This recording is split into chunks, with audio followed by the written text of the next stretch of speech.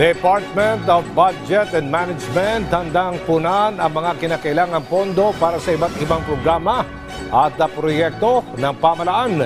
Si Isaiah Mirafuentes sa sentro ng balita.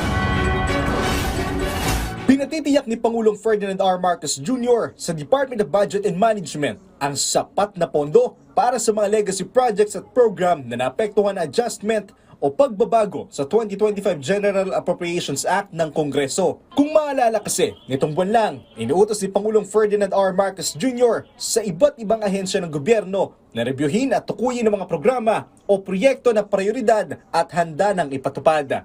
Kasama rin ang mga kailangan muling bisitahin para sa posibleng savings para ma-reprogram o reprioritize.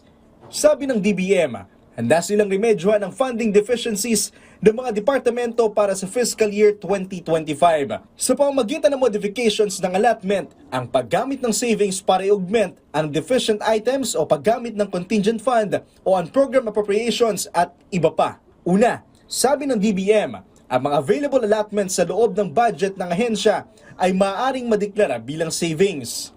Pangalawa, ang contingent fund ay maaaring itap para makover ang funding requirements ng mga bago or urgent projects. At panghuli, sabi ng DBM, ang mga infrastructure programs at social programs sa ilalim ng SAGIP program ay maaaring makover ng program appropriations. Muling binigyang din ng Budget Department na kaisa sila ng Pangulong Marcos sa pagresolba sa mga validated funding deficiencies. Gayunman, sabi ng ahensya, naunawaan nila ang proseso ay dapat tumalima sa mga batas na may kinalaman sa budgeting, accounting at auditing.